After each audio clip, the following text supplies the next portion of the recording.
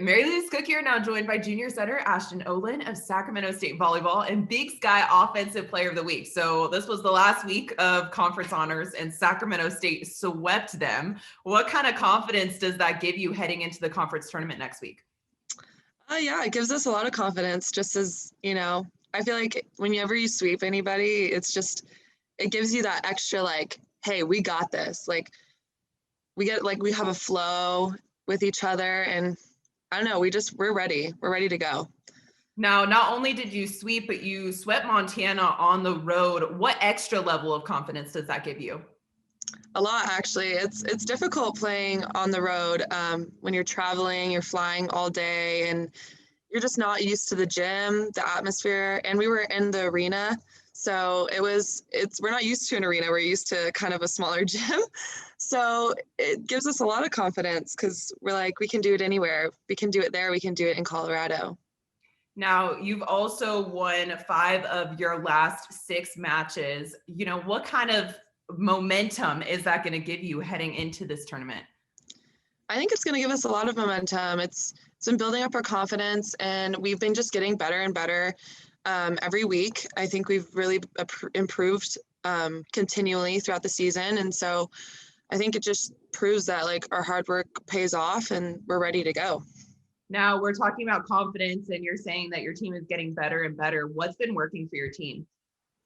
I think just communicating and really just having a lot of energy and not letting mistakes or lost points bring us down. We just got to shake that off and know that, hey, that was a good hit. Or even if we made a mistake, there was good things that happened within that play. We celebrate those things and we don't focus on the mistake that just happened. And we're like, hey, you got it, next one. And so, yeah, just shaking it off and just taking points in stride and being positive and confident the whole time. There you go. Now, your teammate was injured, McKenna, and you really stepped up as the primary setter. What was it that made you so successful and allowed you to come away with this honor?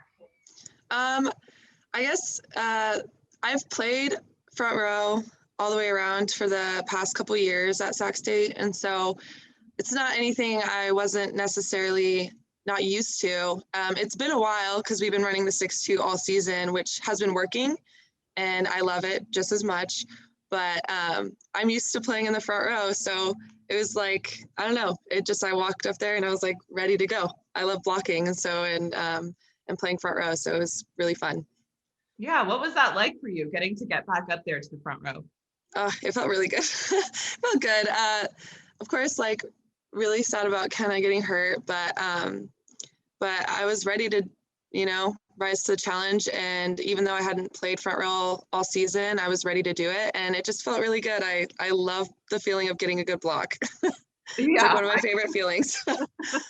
I can definitely see that. Now, you have a matchup against number 5 seed Northern Arizona. That's where you're going to be starting off the conference tournament.